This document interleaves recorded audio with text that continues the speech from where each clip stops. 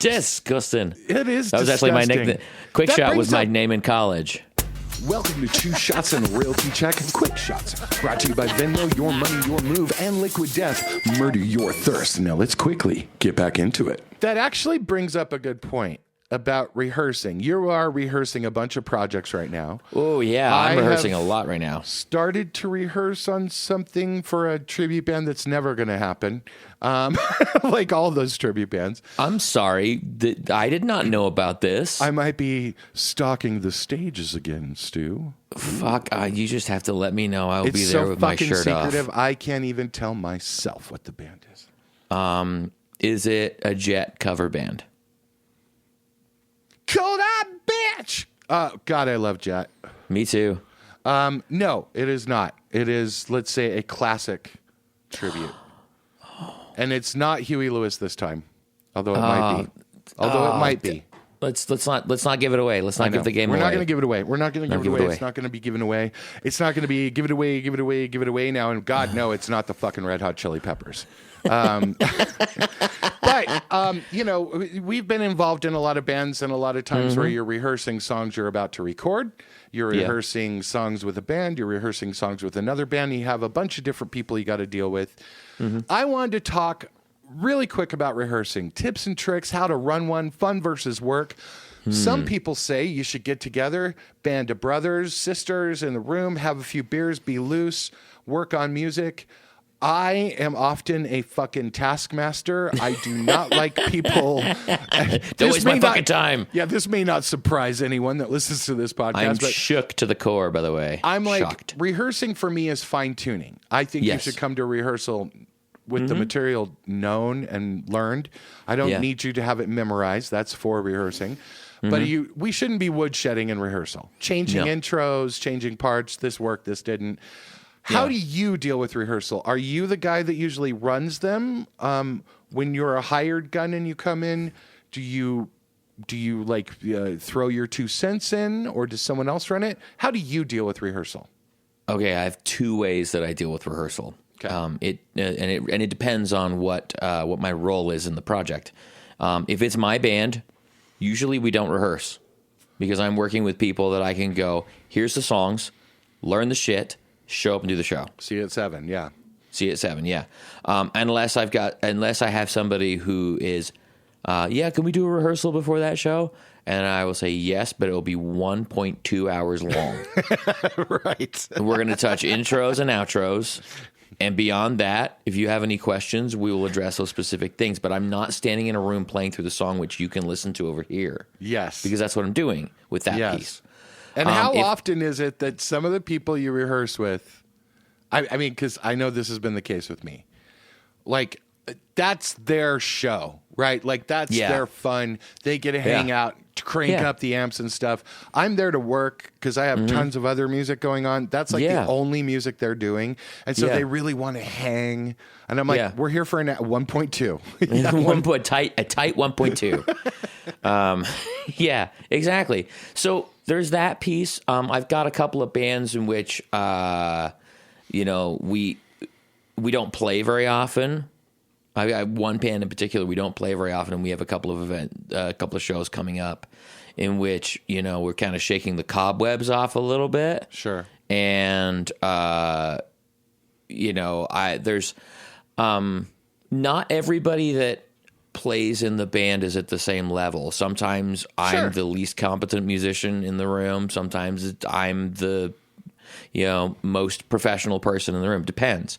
But whoever whatever you are in the room, sometimes that requires a little bit more rehearsal than otherwise, because you're learning where everybody is. But I've got 2 bands that I'm doing a couple of shows with over the next couple of weeks as I flap my hands like I'm a fish out of water here. It's not my circus or my monkeys. If they want to rehearse, I show up and I rehearse. I'm always prepared because that's not what I'm there for. And the thing that I know that rehearsal is for them is to go, phew, okay, he did learn the songs. Right. That's really it. And there is a vibe check, right? Like sometimes there's a vibe check of like, is this working? Like, are we clicking, especially if you haven't played in a while? Or like, is our internal BPMs the same? Yeah. Are we kind of like, are our cues, cycles synced? Yeah. If I'm lifting up the top of my guitar, knowing that I want, like, this is where the end's going to be, and as a singer, a lot of times that whole look behind you to the drummer, that means one more go and we're going to end the song. And like everyone needs to kind of know those cues without talking about them.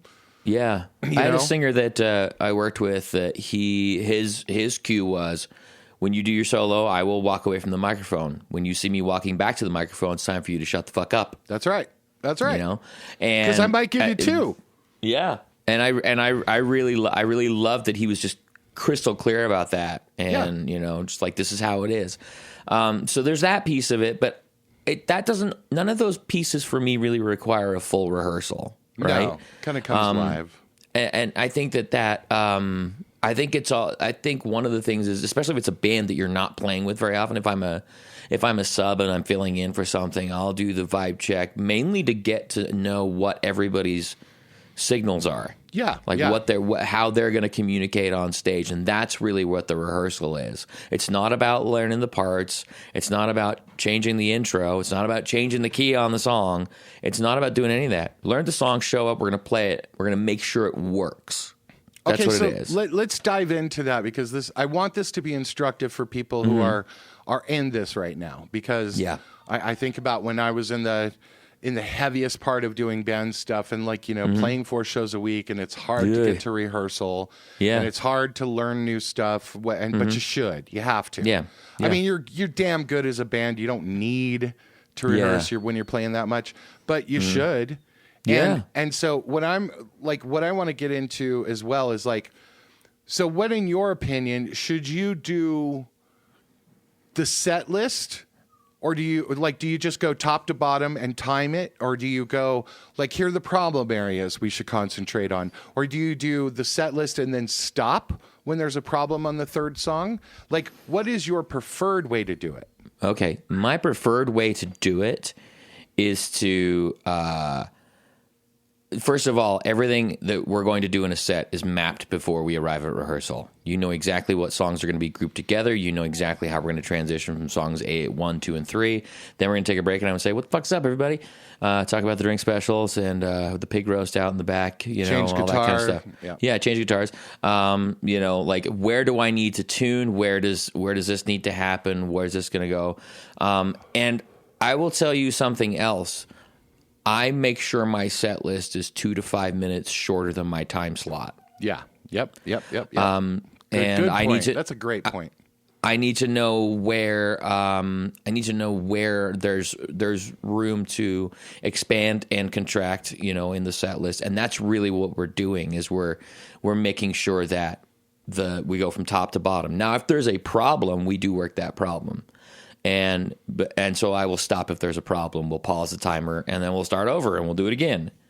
And we'll get through that section, right? Yeah. But everything I do is in blocks. And when I was syncing video and all that kind of stuff with it, I made sure that I had the videos set up so that we would start a block. It'd be a block of this and a block of that and a block of that.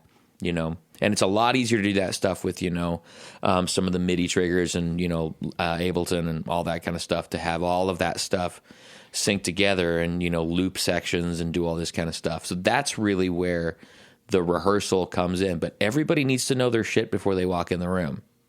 And let me ask you this. Do you rehearse to clicks? Do you make the drummer pick the BPMs of the songs? Or are you pretty loose about it? If we're synced to video, it's on a click. Yeah. And I'm aware, at this point in time, you're aware of what's going on.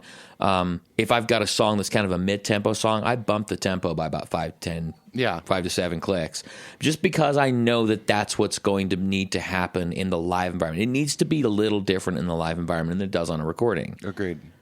That's why, you do fun things, like you have intros with weird shit going on and this, that, and the other thing. You do things differently, so it's a show and it's entertaining.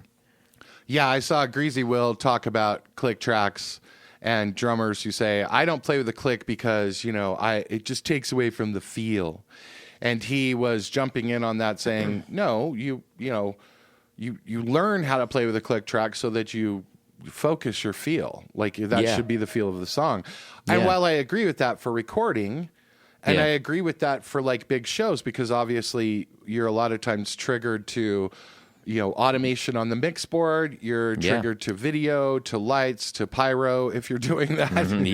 All that kind of stuff. There was a lot of pyro at that last Muse show. Yeah, and there may be backing tracks at a certain level, but I personally think that there's a limit to when you should use a click live, and that is a room, right? I think it's roughly 500 or under.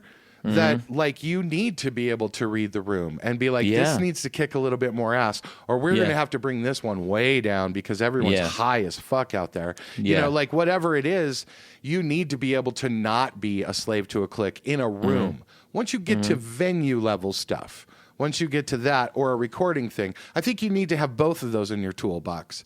But I do think that it's instructive and exciting to not play to a click at gigs, when you're trying to make the room a certain way and you need to be available for that emotion to change. I think it's important to be able to do both, for sure. Yeah. Absolutely. Because that's when you're playing a show, you're aware of those songs that, okay, this song is probably going to require a little extra focus. Yeah. So we're pulling the video, we're pulling the click, we're doing the whole thing, and it's just fucking this is what you're getting. You're getting these exploding kittens, or paper mache kittens, that are flying all over the place. But that's it. We do it in such a way, and then we can feel that and ride that wave a little bit. But ultimately, when you're doing rehearsals, the rehearsal has to be for a reason. Right, you have to be rehearsing for a purpose. That's my opinion. Now, if you want to go and bro down with your band and go get beers at the bar car afterwards, shout out bar car, fuck yeah. Do that. By all means, bond, bro down, hang out with each other, be friends, be close. But that's not what rehearsal's for. No, but it's important. That part is important too. Especially in young band stuff, when you're really getting tighter, and I do think that there's a little bit both sides of it. At one point, though, you need to learn how to professionally rehearse. Yeah. And it doesn't turn into an after party. But then they like when we were rehearsing all the time, we had our own rehearsal space. Those are very few and far between these days, right? Totally. I remember those. I had then I had two of them. I had we had a live room and we had a studio room, Yeah. And like the after party was always down at those rehearsal spaces, and we had 7 or 8 bands down in that one space. We were all there, and we'd all go to each other's shows. And at the after party, we all had fridges full of beer. And had ourselves probably somebody was locked in the ladies' room that only had one key that was only in this one rehearsal, and that's where everybody would go to fuck and do drugs, and so tied to a chain to a tire. Yeah.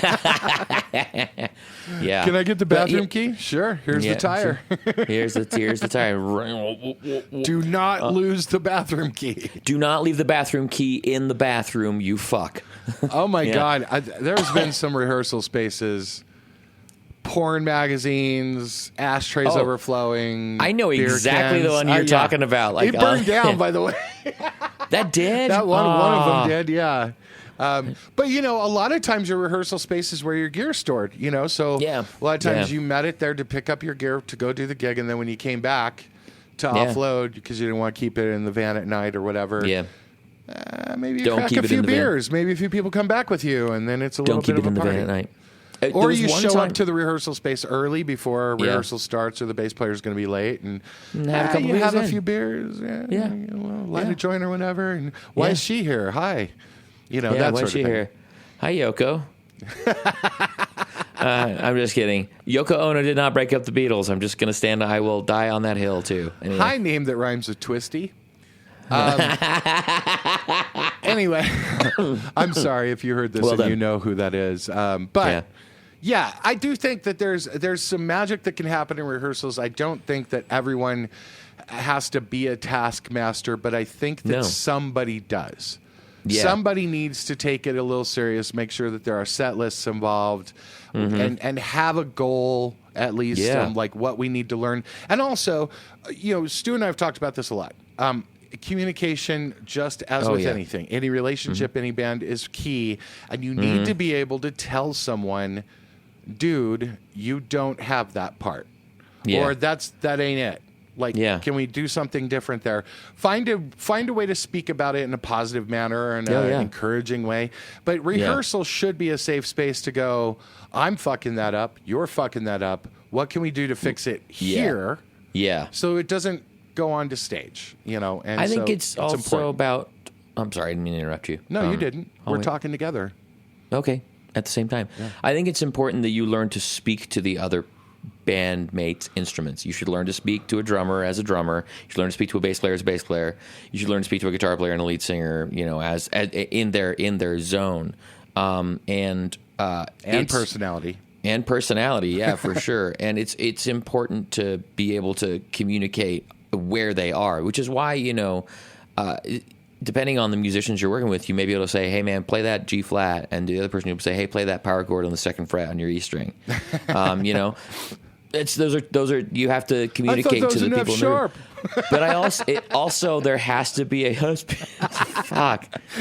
So, harmonic equivalence and I do think it's important to have somebody who has to make the final decision. Yeah.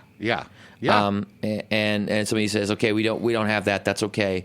Let's move on, and we'll take this out for now and come back to it later, because not everybody wants to be in that position in the band, but there needs to be at least a leader in the room.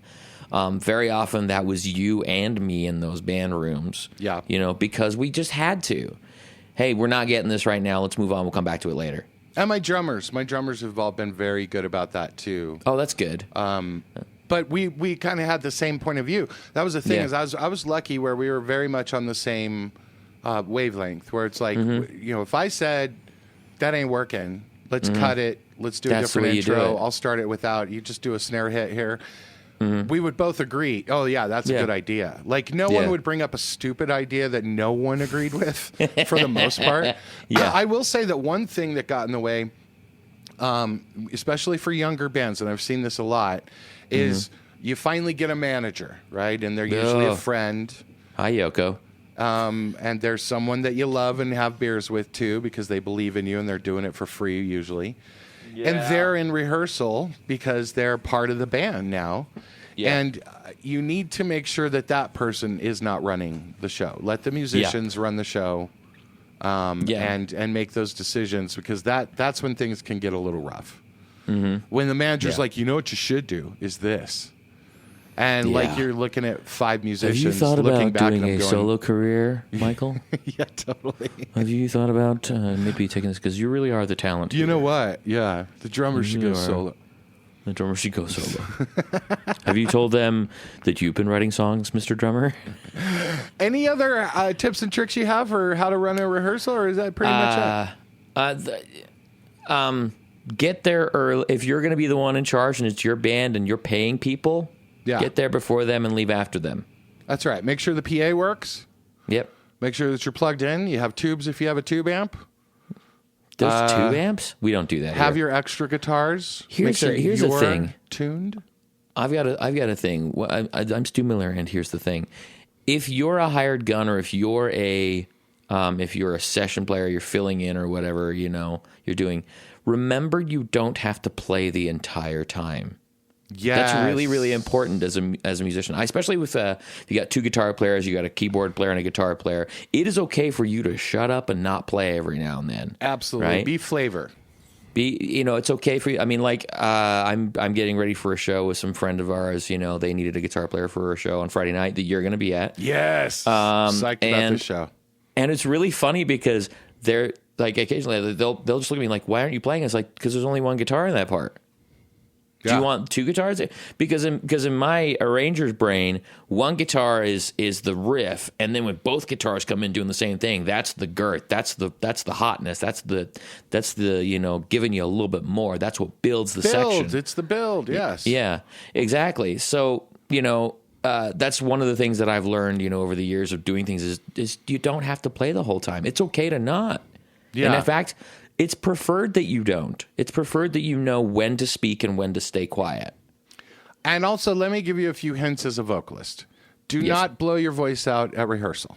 Yes. Find the areas where you need to open up and sing loud, but practice your mic placement in it.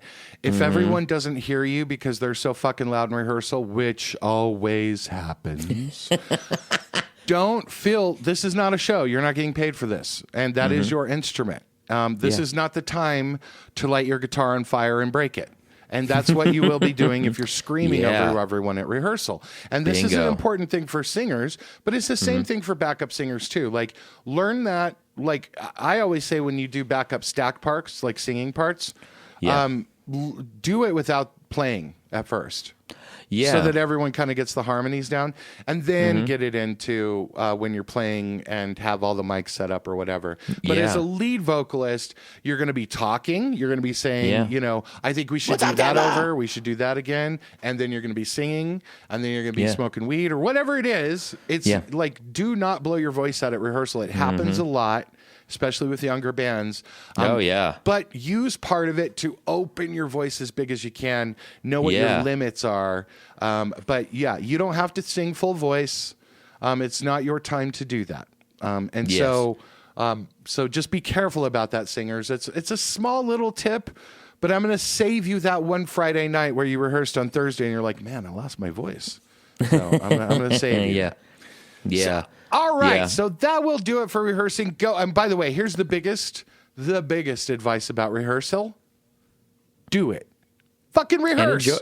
Just rehearse and some enjoy more. it. And enjoy it. Have some fun. Enjoy yourselves. Enjoy it. And that's from good old Uncle Mike and Stu. You should definitely rehearse. Now, have you been saying your prayers at night? Have you say your prayers? Make sure you brush your teeth, wash behind your ears, and fucking rehearse. Rehearse and have a little fun and don't take your pecker out in public. All right, that's where we're going to wrap that one. And that is a quick shot from 2 Shots and a royalty check. Hey, check us out, 2ShotsMusicPod.com or at 2ShotsMusicPod anywhere you follow things. Email us, 2ShotsMusicPod@gmail.com, and let us know if you want more of these. Thank you so much, and we'll talk to you later.